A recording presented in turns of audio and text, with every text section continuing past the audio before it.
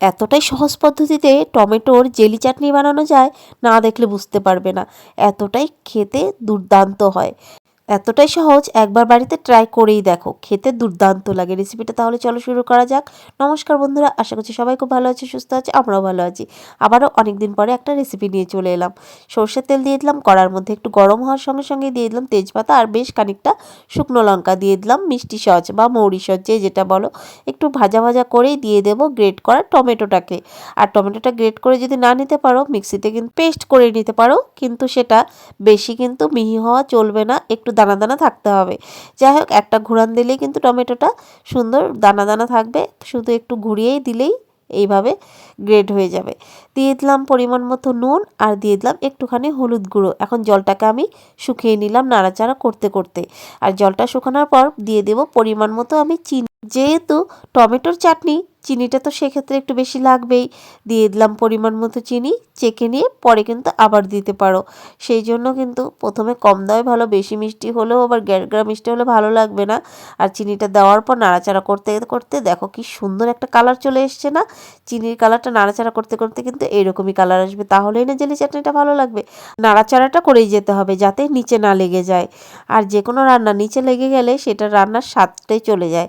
এখানে দেখো সুন্দর কিন্তু বলক উঠে গেছে, চিনিটাও গলে গেছে। আমি কিন্তু কিশমিশটা ভিজিয়ে রেখেছিলাম, সেই কিশমিশটাকেও দিয়ে দিলাম। আর খেজুরটাকে ছোট ছোট করে কেটে নিয়েছি, তার সঙ্গে কিন্তু কাজু বাদামটাকেও ছোট ছোট করে ভেঙে নিয়েছি। তো সমস্তটাকে দিয়ে দিলাম। এখন আবারও ভালো করে নাড়াচাড়া করে নেব। আর এই কাজু কিশমিশ, তার মধ্যে হচ্ছে গিয়ে খেজুর, এগুলো চাটনিতে পড়লে তো একটা আলাদাই স্বাদ হয়, মানে সেটা আর বলার না, এতটাই টেস্টি হয়। তো তারপর আমি আবার একটুখানি চেখে দেখলাম একটু চিনিটা কম হয়েছে, তাই কিন্তু আবারও আমি চিনি দিয়ে দিয়েছি। এই যে যাদের একটু জেলি চাটনি খেতে ইচ্ছে করছে, তারা কিন্তু এইভাবে খুবই সহজ পদ্ধতিতে বানিয়ে ফেলতে পারো টমেটোর জেলি চাটনি। আর এটা কিন্তু 2-3 দিন ফ্রিজে রেখেও খাওয়া যাবে, এতটাই ভালো লাগে। আর এই চাটনিটা যদি আর বাসি হয়, সেটা স্বাদ যেন আর দ্বিগুণ বেড়ে যায় আমার কাছে। যাই হোক, চলো এখন নাড়াচাড়া করতে করতে কিন্তু দিয়ে দিলাম আবার একটুখানি জল, দিয়ে আবারও কষিয়ে নেব। একদম কিন্তু জেলি জেলি হবে, একদম বেশি জল কিন্তু দেওয়া যাবে না। তখনও কিন্তু নামিয়ে নিতে পারো তোমরা, কিন্তু আরেকটু জল দিয়ে আবারও কষিয়ে নিলে আরও স্বাদটা বেশি হবে। সেই জন্যই কিন্তু আমি আবার একটুখানি জল দিয়েছি, দেখতেই পেয়েছো কতটুকু। তারপর কিন্তু নাড়াচাড়া করতে করতে আবারও কিন্তু জেলি চাটনির মতো একদম করে নেব, তোমরা দেখলেই বুঝতে পারবে। আর নামানোর পর তো একটুখানি টানবেই এটা। তো যাই হোক, এখন ভালো করে নাড়াচাড়া করে নিচ্ছি। আমার এখন এডিট করছি আর দেখেই মানে এখনও জিভে জল চলে আসছে, এতটাই স্বাদ হয়েছিল সেটা মানে বললে মানে কম হবে, না খেলে বুঝতে পারবে না। তোমরা কিন্তু জেলি চাটনিটা টমেটোর অবশ্যই অবশ্যই একবার ট্রাই করে দেখো বাড়িতে।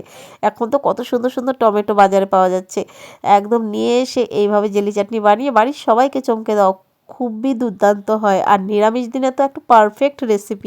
ডাল ভাতের সঙ্গে যদি লাস্টে একটুখানি পাতে জেলি চাটনি থাকে, তাহলে আর কি লাগবে বলো তো। তো বন্ধুরা, যারা যারা আমার চ্যানেলে নতুন আছো, প্লিজ চ্যানেলটাকে সাবস্ক্রাইব করে পাশে থাকার অনুরোধ করছি। আরও সুন্দর সুন্দর রেসিপি তোমাদের সঙ্গে শেয়ার করতে পারবো। তাহলে তোমরা যদি সাপোর্ট করো আমাকে, তাহলেই তো আমি তোমাদের সঙ্গে আরও সুন্দর সুন্দর রেসিপি শেয়ার করতে পারবো। আমারও একটা ইচ্ছা হবে, তাই না? তো চলো, ফেসবুক পেজ থেকে যারা দেখছো, প্লিজ ফেসবুক পেজটা ফলো করা না থাকলে ফলো করে আমার পাশে থাকার অনুরোধ করছি। আর ভিডিওটা ছেড়ে যাওয়ার আগে প্লিজ সবাই একটা করে লাইক করে দিও। আর আজকে দেখি কতগুলো লাইক আসে, তাহলে কিন্তু আরও সুন্দর সুন্দর রেসিপি তোমাদের সঙ্গে আমি শেয়ার করব। চামচ দিয়ে একটুখানি নেড়েচেড়ে দেখিয়ে দিলাম জেলি চাটনিটা, আর দুর্দান্ত লেগেছে সত্যি চাটনিটা খেতে। মাম্মা বলছে আমাকে একটু দাও, ওর দেখেই খেতে ইচ্ছে করছে, এতটাই গরম। একটু মুখে দিয়ে বলছে মাম্মা দারুণ হয়েছে। তারপর আমি বললাম পুরোটা খেয়ে তারপরেই বল। আর রেসিপিটা কেমন লাগলো কমেন্ট করে জানাতে কিন্তু ভুলো না। টাটা আজকের মতো।